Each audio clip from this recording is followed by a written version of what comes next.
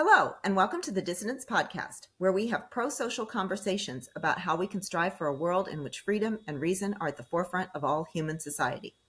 This week, Elizabeth is joined by librarian and frequent contributor Pamela Hayes Bohannon, who, in anticipation of Banned Books Week, gives us the latest news on attempts to remove books from our libraries. The majority of book censorship attempts now originate from organized movements, pressure groups, and government entities, including our elected officials. Websites provide a forum for sharing author names, book titles, and tools to demand censorship of more titles in more libraries. Pam helps us understand what this means for education and society more broadly, and most of all, she encourages us to celebrate the right to read. Welcome back to the Dissonance Podcast, and welcome back to Pam Hayes Bohannon, our ILV librarian. And we wanted to record at this time because we are coming up on Banned Books Week. So I want you to tell me a little bit more about what that is. It's not the week that we ban books, right? Not the week that we ban books. It's sponsored by the American Library Association and I think the American Booksellers Association to bring attention to censorship and book banning. So it's been around since 1982. So what are we talking about? 43 years? 43 years. It's usually end of September, beginning of October. It's an annual event. So it is something that libraries use to draw attention to the issue of book banning. And you sent me some PEN America articles, which I can post, about some of the statistics. What kinds of books, what kinds of trends do you want people to know about here?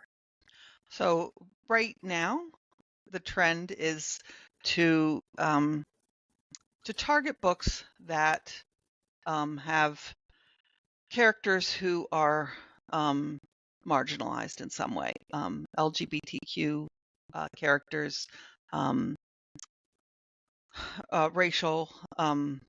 racially marginalized people, anyone with an identity. And also, I was actually interested to see the report that said that about 10% of the books that were targeted because of a marginalized character were targeted because the character had a disability of some sort. So yeah, there was recently a really popular romance book called Get a Life, Chloe Brown, and I don't know what the main character's she has an illness. I think she's got maybe she has MS or something like that. It was crazy popular, but maybe next, I don't know. Maybe next. So that is the trend right now, and it's different than the trend from, I'm going to say, about 30 years ago. I remember when I was in library school, people were all worried about witchcraft and the occult. And so there are trends in this kind of thing. And, so we saw Harry Potter, was part of that witchcraft. We don't want books about witchcraft. And Harry Potter books were number one banned books during the, early to mid 2000s. And they're not on the list anymore at all. Nobody cares about that anymore. So, and so what about the trends? Like, is this primarily, children's books? Are we eking into, other venues? What's going on there? It is primarily children's books because it's primarily school libraries that people will request removal. Censorship and book banning happens in all types of libraries, but overwhelmingly the the most common type of library to request, well, if we just, make it as simple as request reconsideration, right? And that's fair, right? This idea that you can request, like, could we take another look at this book and see if it really belongs in this library? It's a fair request. And if it's handled properly, a variety of people will look at the book and, and sometimes they're right. Sometimes they say, oh, no, this book belongs maybe in the middle school, but not in the elementary school. And that's fine too, There is age appropriateness for books. Certainly a book for a high school student doesn't belong in the elementary school library. So, if we just think, kind of broadly as, how often, or what type of library receives these reconsideration requests the most, it is overwhelmingly school libraries. And that's where we saw a huge surge. And I mean a surge like going from a tidal wave to a tsunami type surge of book banning. Around 2021, I want to say like up to about 2020, there was several hundred. The American Library Association, collects data on book bannings and what, they ask libraries to report. Have you had someone request that a book be reconsidered or removed? What was the result of that? And they have this report, and they would always, they put out this list of, the most frequently targeted book was, Harry Potter and the Sorcerer's Stone or whatever. They knew because they had these reports. And it was usually several hundred a year. The report would say, 200, 300, sometimes 400 or more. Which we thought was bad. We thought that was bad. Oh, it was bad. I don't. It was bad. And in fact, there was like a downward trend. There was a downward trend. And I was like, oh, that's good news. People got other things to worry about than banning books, I guess. And then again, it was a tsunami. It went from 250 books to over 1,000 books to over 4,000 books the next year, and now we're over 10,000 books. 10,000 books. Yeah. So, well, let me put it another way. There were about 4,000 individual titles, but there were 10,000 requests. So there were 10,000 requests for removal of these 4,000 some odd books. And they're coming, they come in waves like that. So people won't just say, again, it's fair for you, as a parent, your kid brings home a book and you're thinking, oh, I'm not sure this is the right book for my kid. It's fair to talk to the teacher about it. It's fair to talk to the librarian about it. It's fair to say, I'm not sure that this is, a book that belongs in this library. And again, if there should be a process in place for that. And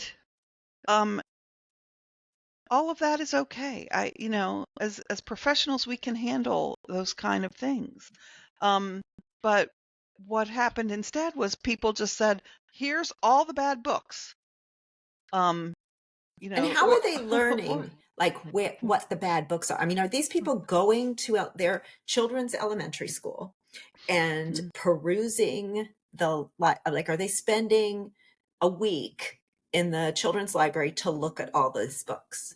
No. In fact, sometimes they're asking books, to be removed that aren't even in the library in the first place, because they just get a list from some other organization. It's an organized effort. And so groups like Moms for Liberty and some other kind of parental rights groups who really, again, that's not what they are. They're not parental rights groups. They're preventing other parents from allowing their kids access to the books. but they share these lists amongst themselves. There's a website called Book Looks that Moms for Liberty claims is not their website, but and maybe it is, maybe it isn't. But it's certainly one that they use.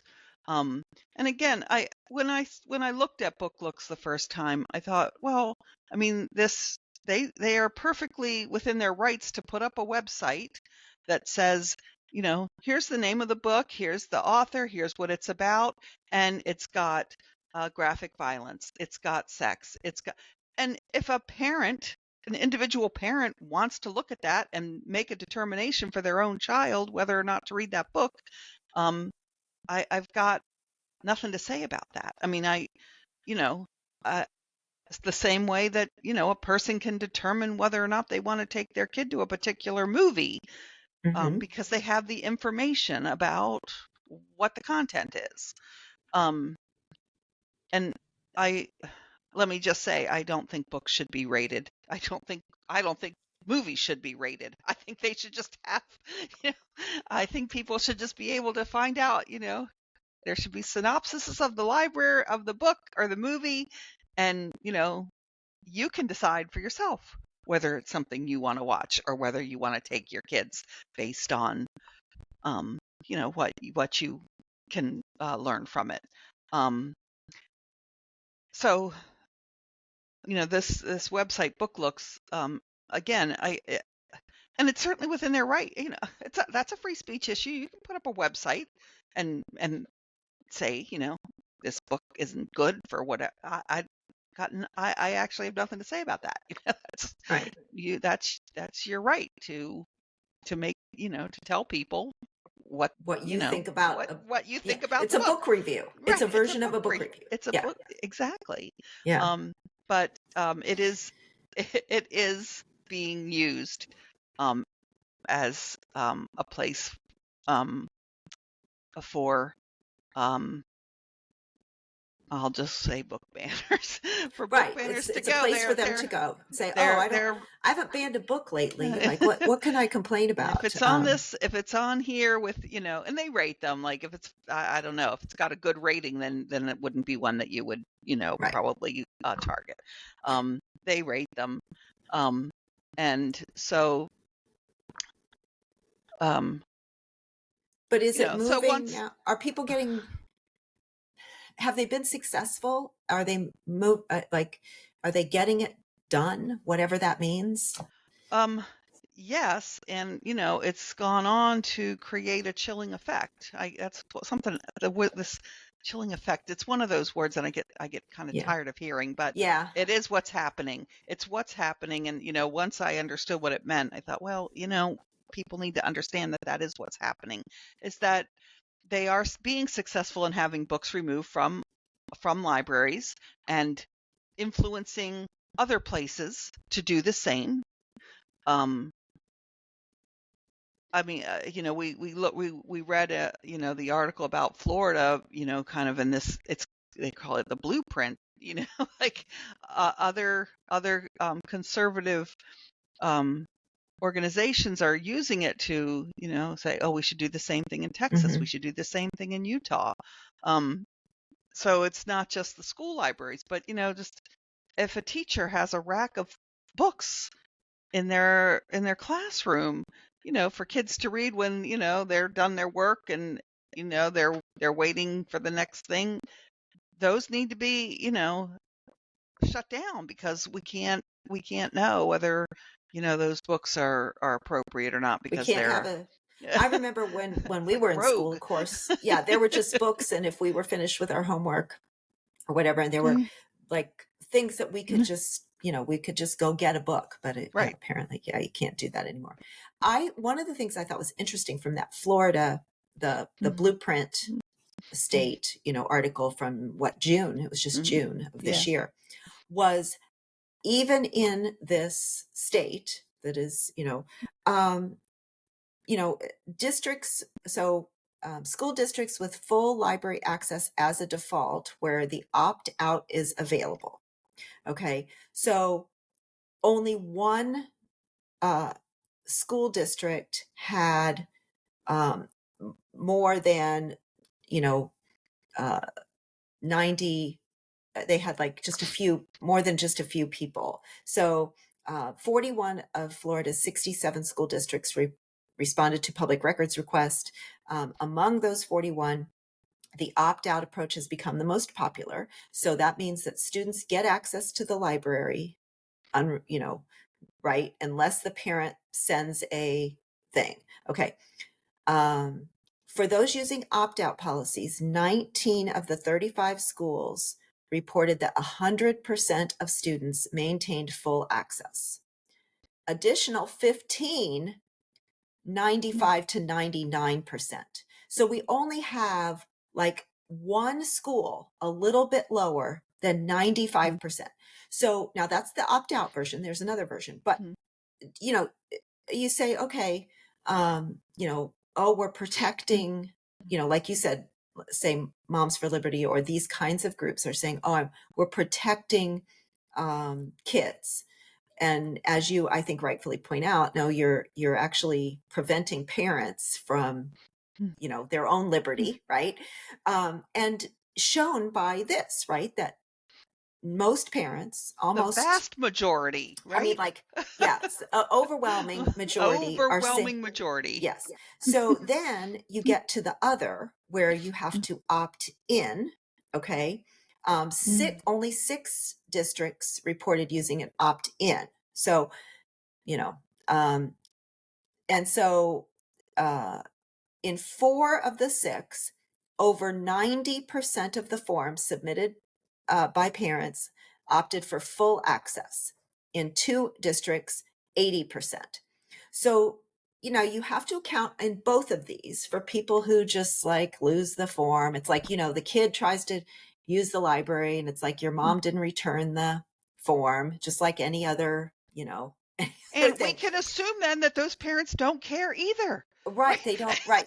That's right. They don't care. So even in this state where we have, parents trying to restrict parents' rights, other parents' rights, is really, I mean, the real problem isn't that those parents don't want their kids to see certain books, that's not the problem.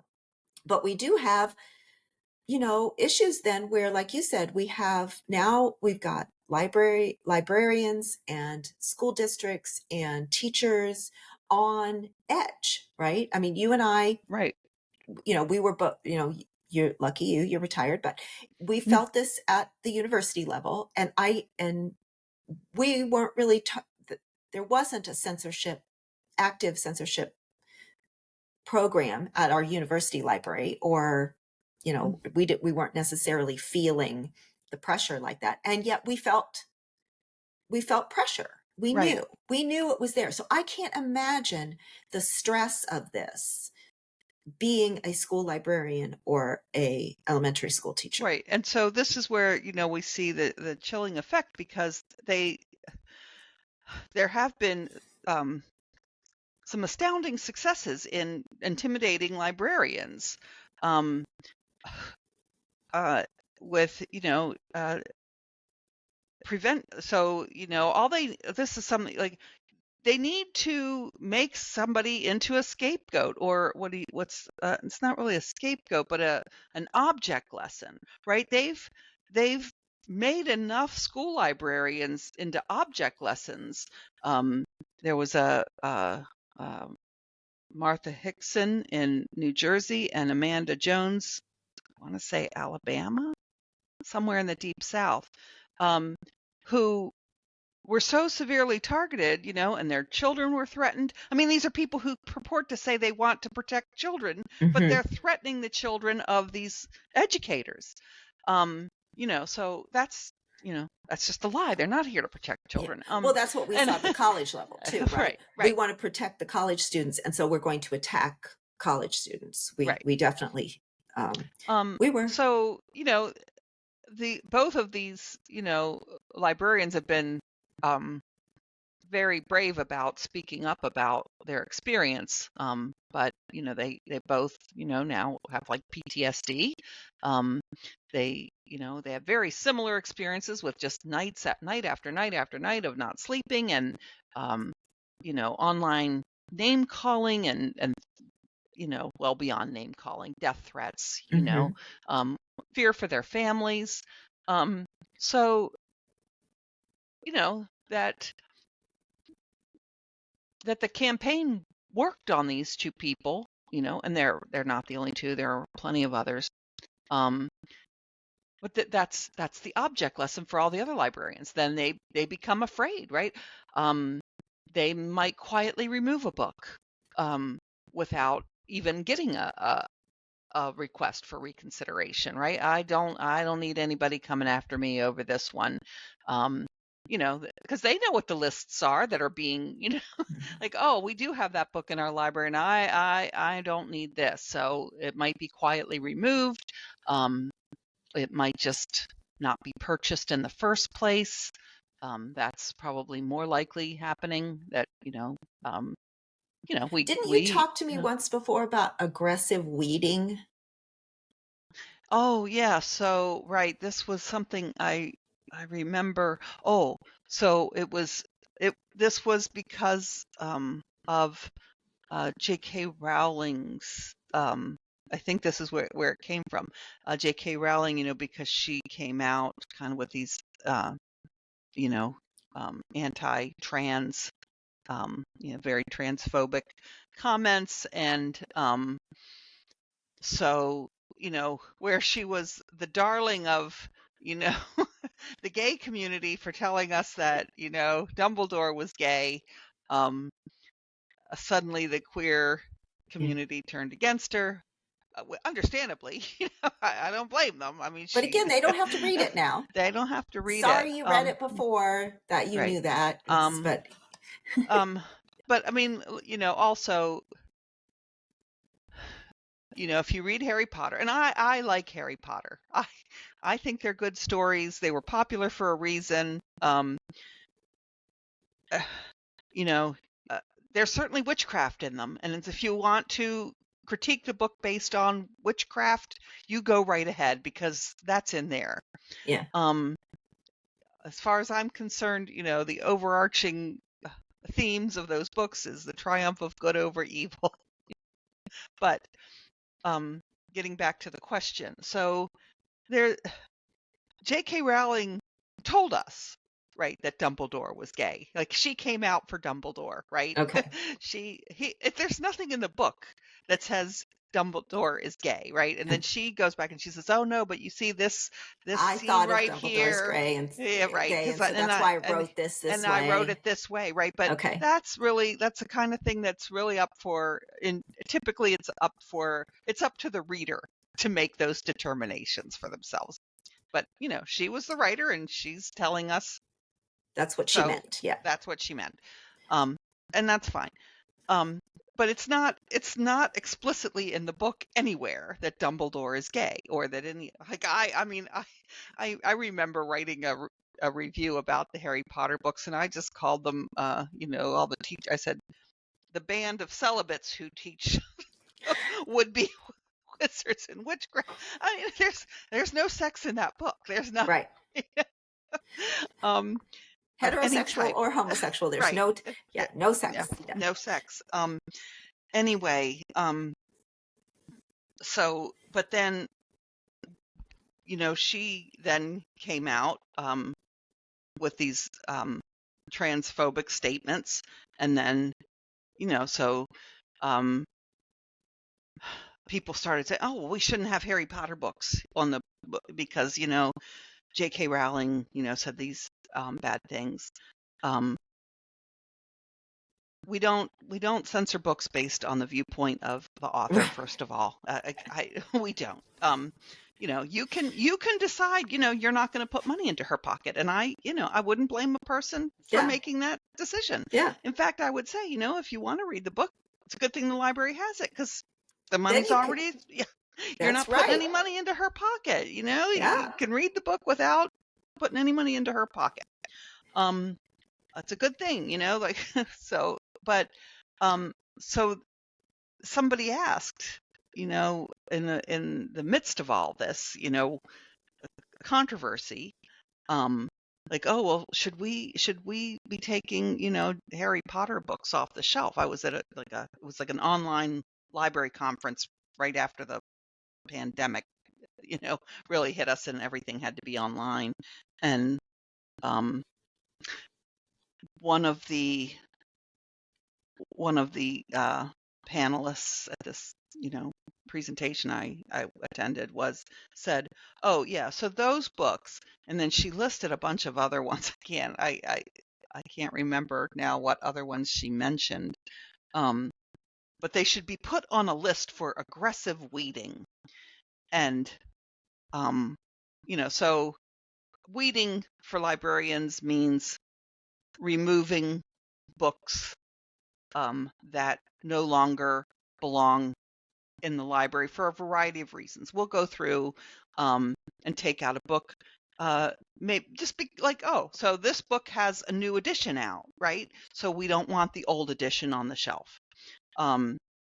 This book hasn't circulated in a long time, so we need to make room for books that people do want to read, right? There's lots of reasons why, and it's a process.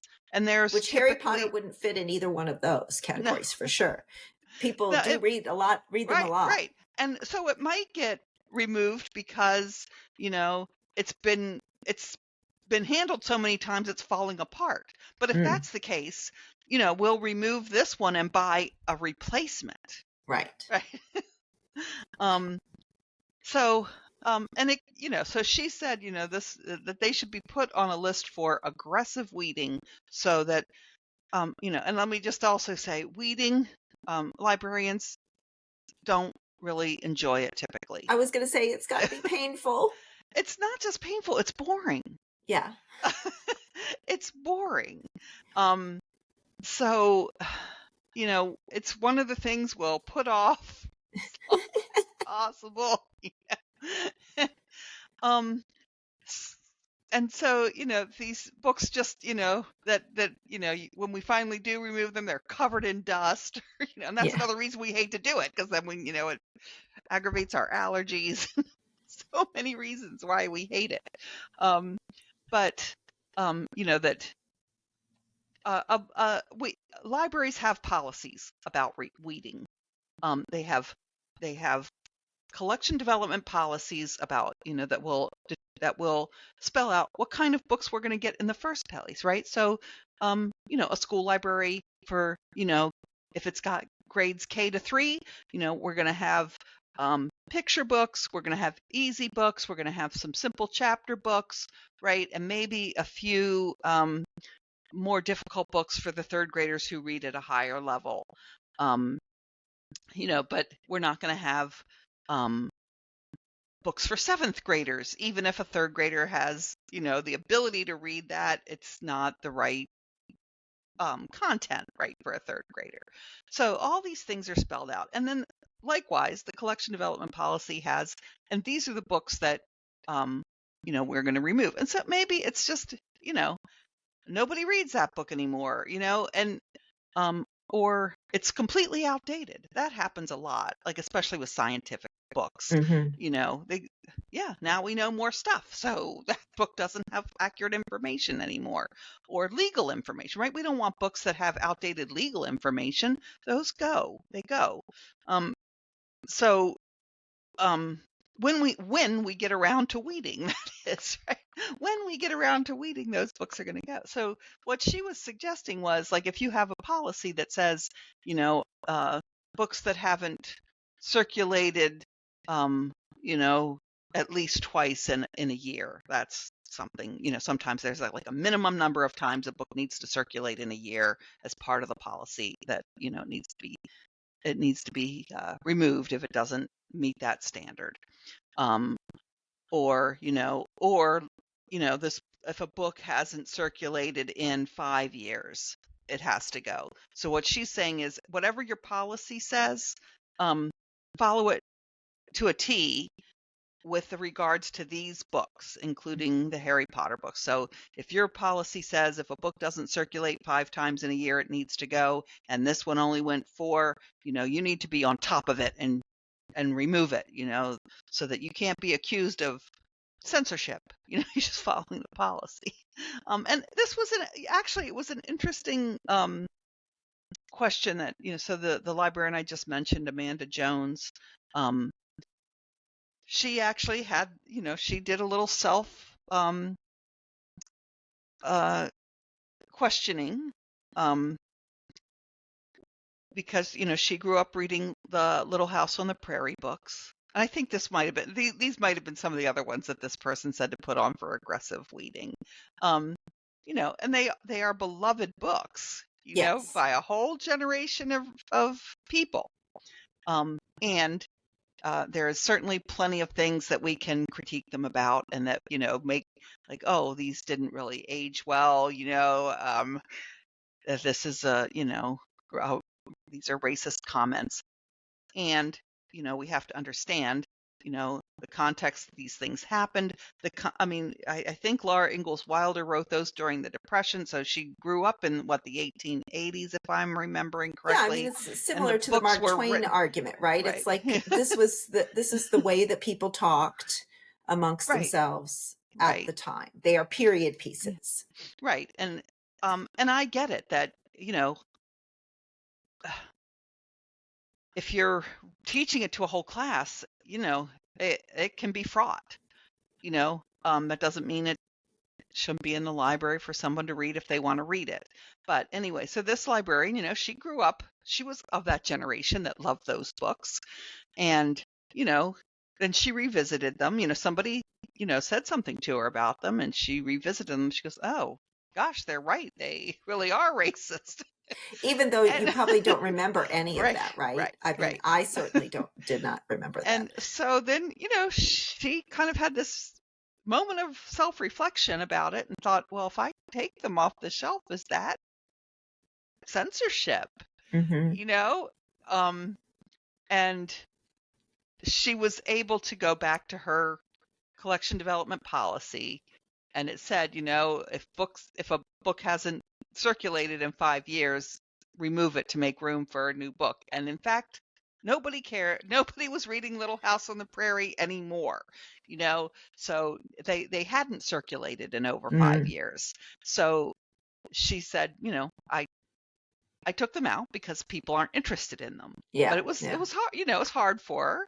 Yeah. And I just saw an article. There's a whole new TV series coming out based on the Little House books. Oh. So I'm guessing that there's going to be a new interest in the books now. Oh no. So then, a whole other, a whole new censorship. Yeah. So I was, when I was so I wanted to follow up though. So is this movement then, they've been pretty successful. I mean, ish, right? At the elementary school level. K through 12, I'm sorry, K through 12. Well, I guess I don't even know. Is high school pretty successful at the high school level too? Yes. So now are we because moving? That's the books where they're going to find sex. Okay. They don't like, so they don't like books about marginalized people, and they don't like books about sex. Okay. So, and God forbid you have both. Right. Yes. So is it moving? Are they getting are they starting to expand then? Because they've been successful at that level. So are we going to college libraries, public libraries, special collections? I expect we'll see it. It's definitely moving toward public libraries. And I think we're going to see the same exact game plan play out in public libraries. There have been public librarians who have been targeted already too. So, but I think that same thing's going to happen. The lists of books, and if your public library has this, you need to. And we've already seen, that there have been public libraries that have been defunded, because the director of the library refused to remove a book or a type of book. That's already been happening. So I think we're going to see, the exact same game plan um, move on to a much bigger scale um, with public libraries, and but with the same kind of, we need to protect our children. Now, what about colleges? Do you think colleges will play this game? Do you think they'll what do you think they'll do? So I'll. I'm glad that I'm retired. I mean, we did see our first massive book banning in a university library earlier this year when uh, the Naval Academy was somebody from the Department of Defense came in and said, no, it's like, I don't know, 400 books or something. It's 400 books. Most of those were returned, within a few months, I think. But it was telling, that that this was the first time. I mean, it's certainly not the first time a college library has had to censor a book or been requested to censor a book. I mean, but if when one of the things that the American Library Association will put out in their annual statistics about book banning is, what percentage of these bans. That one of some of the statistics they provide, and by banning, I'm just using that broadly as even if a book was questioned, they, it's part of this, book banning, even if it wasn't successfully banned. But of the books that were requested or banned, it's always the overwhelming majority of these requests take place in school libraries. The next biggest is public libraries, and it's usually about 1%, are from college libraries. So it's a very a small percentage of the books that are, challenged. But I do think we're going to see a change in that, and I think, based on our experience, that they're going to the challenges are going to come from both sides. They're going to come from the left and the right, because we know that, at the university level, people, they are more left. Yeah. And I'll say I don't know about some of the private schools. I mean, and this is another question, about all the things that are going on in universities. I mean, private schools can be as lefty or right as they want, as far as I'm concerned, and people can make their own determinations about whether or not they want to go to a school that has that viewpoint, and or if work at a school that has work at a school, right? Public schools, I have a different viewpoint of. The public schools are for the public, and you should people be able don't always have a lot of choices about, some people have choices about where they want to go to school, and a lot of people don't. Right. The public schools are, for people who, need an affordable place in their own, community, and so the choice is not so much a choice, and there's for me, there's, different rules about public schools, even if they're universities, right? Yeah, there's value in viewpoint diversity. I do, yes, there is, and I think that there's going to be a very narrow viewpoint that people are going to allow at the university level, because it's too easy to offend someone. I mean, we can see it happening, right? Like, things are offensive, there's lots of things that are offensive. I want to know about them. I want to know about the things that offend me so that I can fight them. But apparently, there's population of people who think that other people shouldn't know about stuff because they might take it wrong. Yeah. So one of the things that I was kind of interested in is why are we so focused on certain, like I was thinking about dinosaurs, for example. So if we think of like Moms for Liberty, a lot of the reasoning is religious, right? That, that it's a purity thing. It's there's some virtue, stuff. Not that the left doesn't virtue signal, but a different Right. kind of, I guess, a different kind Right. of virtue.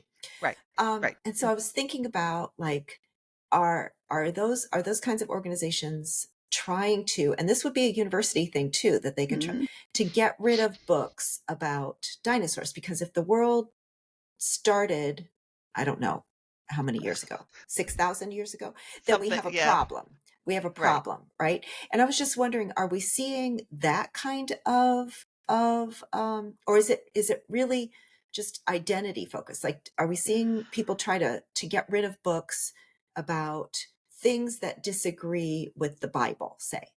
Other kinds of scientific things. So not Right. just identity things, but other kinds of scientific Yeah. things. So yes, I mean, religion it's one of the top reasons, religious viewpoint is one of the top reasons that books are challenged. Um, but that includes Harry Potter, right? I don't Harry The Potter doesn't have witchcraft a thing. religious viewpoint, but Right.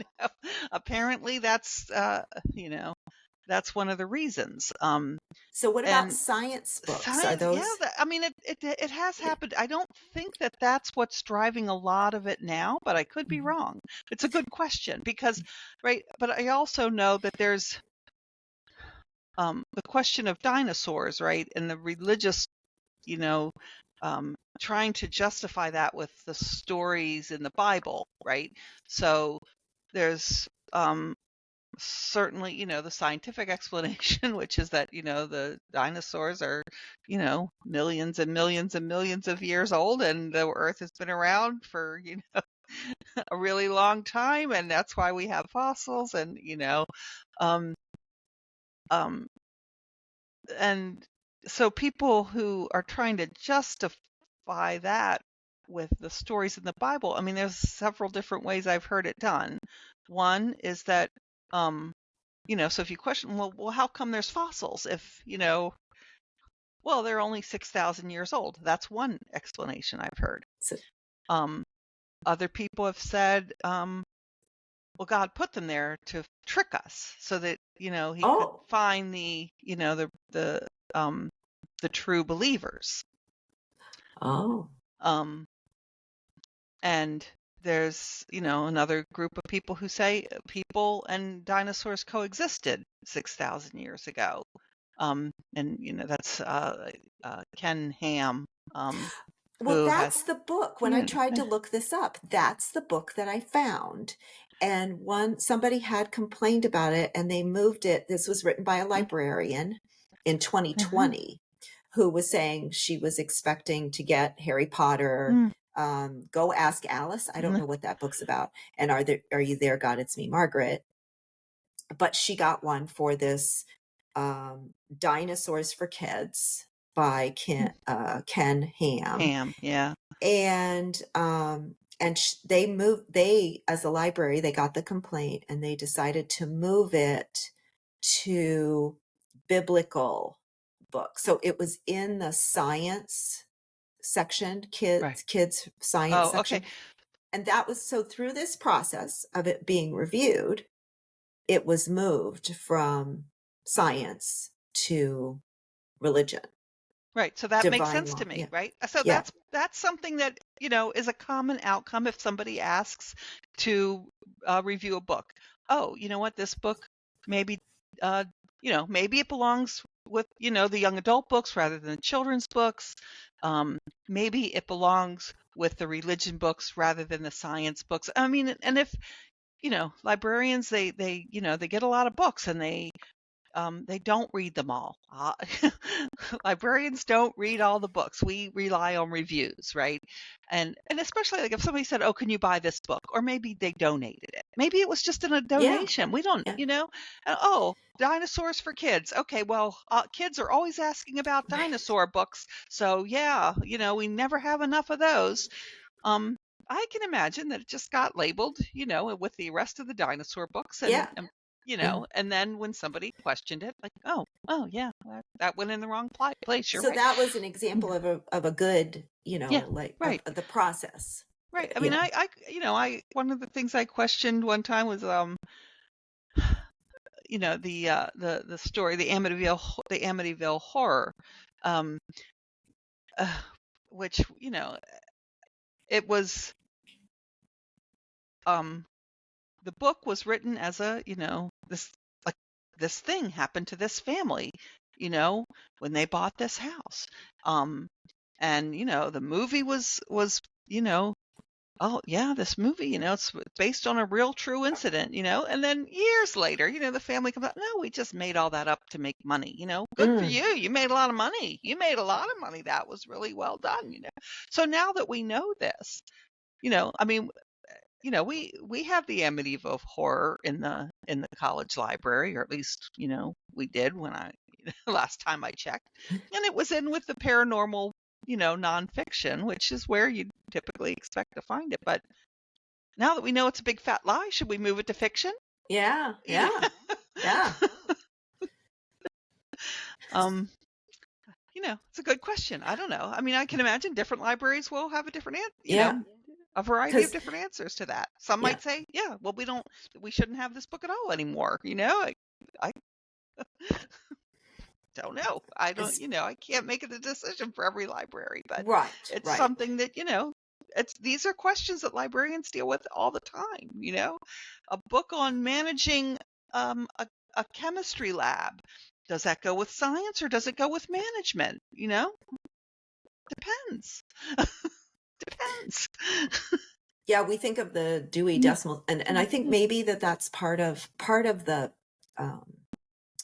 this movement is that they see that maybe there is this misunderstanding that uh, they will be doing something systemic, right? And so when that didn't happen, maybe then they had to get online and say, oh, well, now everybody has to, each of you has to be a warrior, in this thing. And yeah, I mean, I was surprised even when I started talking to you that at how, I mean, I guess I just thought the Dewey Decimal System was like you just looked it up, like a book came in and you looked up what its number should be. I don't know. I don't know how I thought that happened. But I do think this, so this idea that it belongs in different places, maybe depending on the library and maybe depending on, so like, for example, like you were saying, like a private elementary school, maybe that book on dinosaurs would be in the science section, Exactly. right? And Yes. that's where they think it belongs. In certain religious elementary schools, yes, I definitely they would Yeah. put it there. Yeah. Yeah. And And so, yeah, that surprises me, And so when you attack your school library or Mhm. your, like you're usurping others' rights, right? And it's not gonna keep people from, and I think this is one of their arguments. So people could still buy the book if they want it, Right. but you know what else? They could go to a different library. They can go to a different library, and some towns allow you to pay a little fee and belong to their library system also. Sometimes it's free, and so I'm not sure but to that point, the making money point, I was looking at, I told you, I tried to look up like what percentage of books, this was a big ask, but in this age of, Mhm. big data, I thought maybe I could get it. What percentage of books might be about some of these identities that are that are constantly under scrutiny, right? The books that, and I did find a 2015 actual like academic Mhm. article where, so in 2015, 10 years ago, it was like less than 1% of books had a um, LGBTQ character of, Mhm. there might have been like a Dumbledore or whatever, like that the author later says is, but there's no evidence of it, but that, yeah, so 2015, less than 1% of books. And that in a 2023, I'm sorry, so 2 years ago, a little like NBC, report, I found a graph where in 2000 it was still like almost none, and then there's like this huge rise. So regular fiction did get, like, I think probably it got a little boost from the pandemic also, because people were home more, that kind of stuff, regular fiction. But also that there was a demand there, as demonstrated by book sales, there was a demand for books that had, again, we're not talking about libraries now, we're talking about book sales. Okay. There was a demand, like almost 200% increase from 2020 to 2022 in book sales with characters, LGBTQ fiction. Okay, LGBTQ fiction. So we went up 7% from 2019 to 2020, but in the next 2 years, it went up 200%. Now, So that's still not, I mean, I don't know how many books that is. I don't know how many books that is. But we have book sales demonstrating that people are interested in this. Okay. Right. And so is that what's so threatening? Just that people are interested in reading, whether it's about themselves or whether it's just about a person that maybe they have a friend or I don't know, they were raised by two, same-sex parents or whatever, and they're just interested in reading books that have that for whatever reason, or they're just interested in the story. They're just interested in the story. Sometimes the story's just a good story, and it doesn't matter who the character is. So right. The idea that this is, so it's like, clearly there's a demand for it. And if there's a demand for it, then that means, like, you've talked about this before, the collection policy maybe is that when a book is, sells at a certain rate, right? The collection policy is that you buy that book and sometimes rent extra copies, right? Because it's for temporary, because you expect a surge, right, or whatever. And so that's not the librarian deciding to push LGBTQ or whatever, whatever identity it is. Right. That's a policy. So it's market driven, right? It's market driven. So I'll say a couple things about that. One, most, at least public libraries, their policy says that if a book's a bestseller, buy it, and I also know that a lot of public libraries did not purchase the 50 Shades of Grey trilogy, even though it was a bestseller. And they came up with all kinds of excuses as to why they didn't usually. Well, it wasn't very well written, which was, I mean, lots of books aren't well written. Yeah. And again, librarians don't read most of the books. Like, we just know some. I mean, I read bestsellers sometimes. I'm like, how come this is a bestseller? This book stinks, Yeah. So they had all kinds of excuses as to why they didn't buy it, even though it was a bestseller. So, but yes, that's usually part of, and certainly with a school, there's a demand. Students are demanding books on this topic, and I mean, again, they can come up with all kinds of excuses.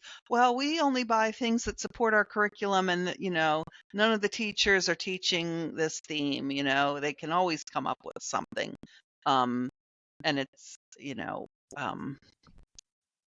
it's usually an excuse. So I also want to say, go back to what you said about, you can get something from another library. Sometimes you can. I mean, well, I'm just saying that's the excuse sometimes about, it's like, well, take it out of my library. They can always buy it if they want. It's like, right, we're not banning the book. We're not banning the book. They are, because Yes. and right, anytime you and even any kind of restriction of access, Yeah. you don't know a person's situation, oh, you can just go into the next town, they have it. What, a kid with a bike, is Yeah. going to ride their bike to the next town without, and with, helicopter parent? If I mean, the school is the place where the child is most likely to safely be able to get a book. So if they don't want their parents to know they're reading it, um, you know, the school is the place, right? And some schools, because of these opt in and opt out, like, they also have things like, they allow parents to have access to their children's library records, which, the American Library Association does not Supposedly, support that. just yeah. Does not support that. But the schools don't have to do whatever the American Library Right. Association says. It's just, this is the position we take, and anybody is free to accept it or not. But the American Library Association doesn't support that. So, I mean, it's certainly true, like in a public library, if I want to know, as a parent, if I want to know what my child is checking out, and, this is no longer valid for me because my child is 28 years old. But, once upon a time I had a young child, and, when I took them to the library, uh, I was there, I was there, and I know what they checked out. Um, by the time my kid was 11, he was able to go to the library by himself and, check out what he wanted with his own library card. I didn't. And, I wanted him to be able to do that. I wanted him to be able to do that without, I mean, what do you need me to supervise your reading for? You're a smart person and you can Just be glad they're reading. Right. But, it's something, that parents are often told, if you want to know what your kid's reading at the library, then accompany them. Right. Right. And there's a lot of public libraries now have this, like a family library card, so that everyone in the family has to use the same card, which is, it's one thing for a parent to be monitoring their kid, but when it's a spouse monitoring their spouse, like, Yeah. that's icky. Well, when I worked in the public library, if parents complained, it's like, oh, I want to know what my kid is taking out, then we just said, then don't get your child their own library card. Come with their check everything out on your card, because Right. we're not gonna monitor that. Right. And we're not going to give you their records. No, we're not going to give you their records. So if that's how you want it, that's fine. That's fine. That's your right as a parent. So that means that you then can't, you should not issue them allow them Right. to have their own library card, whatever age they were allowed to. I don't know what it was. It was young. Yeah. And if you don't think your kid's ready for that, maybe they're not responsible enough. Who knows? Right. There's lots of reasons why you Lots might of not. reasons. Yeah. Sure. So you come with your kid then, and you check them, you check the books out. So, anyway, I guess I just, again, I don't know that they're so threatened by the, the existence, is just the mere existence of this. Like, do they go and try to take the books off of, like, Barnes and Noble? I'm assuming not. So instead they go to the publishers and try to prevent the publication of these kinds of books. I think I do recall reading that sometime in the last few years, Barnes and Noble has been targeted. Oh, Amazon. Amazon, yeah. So I don't Try know. that. I don't know if they've targeted Amazon, but I know bookstores have been targeted, and Okay. people go out there with picket signs, and or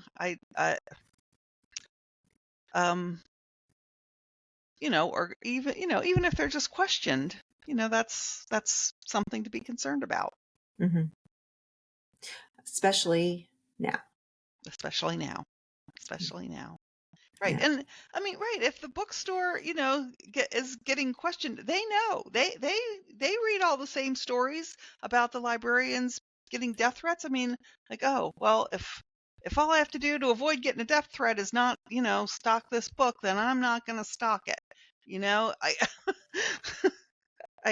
can't you know, people all know what their level is of what they're going to fight, and only they know that. We can't make that determination for them, but I can't really blame them for not wanting death threats. Yeah. So we're at about an hour.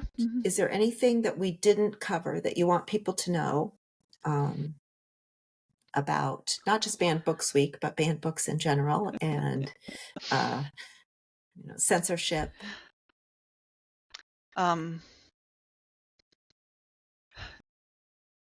Pay attention to what's going on in your local government. I mean, this is we see since the beginning of this year when we got a new president, we've seen it, this authoritarian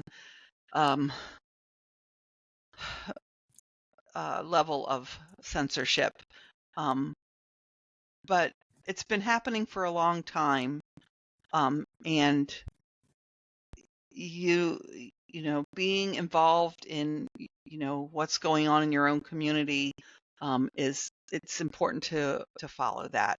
Pay attention to your school board meetings, your public library board meetings, your town meetings if you live in a town that has that. And if you find out about, a challenge, show up, speak up, write an editorial.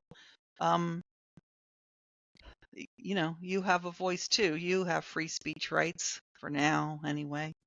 Yeah. Yeah. And it really is. I mean, it's so much now that it's government sanctioned censorship. That's scarier. I don't know that but it's not new. It's not new. It's not new. Yeah. Vote. And we have been through, we have suffered, we have survived other censorious eras, right? And Yes. I don't know if I'm hopeful, but I certainly hope that this, we can survive this. Right. McCarthyism McCarthyism eventually kind of crashed in on itself. Yeah. We'll see. Maybe this will too. Yeah. Well, thanks for bringing this, library, keeping this in our consciousness. Libraries, censorship, banned books. We need to keep talking about this. And so I appreciate it. And also, we should advertise that you're going to start contributing to our newsletter, right? Yes. The ILV newsletter. So watch for the librarian's report, or whatever it is you're going to call it, and ask questions of ILV. Yes. So, okay. Thank you very much. All right. Thank you for listening. Please consider donating to the Institute for Liberal Values, a 501c3 nonprofit organization at ilvalues.org. All donations go to support our continued programming to realize our mission to provide the skills and support required to build community where there has been division, to encourage free expression where there has been censorship, and to foster optimism where there is fear.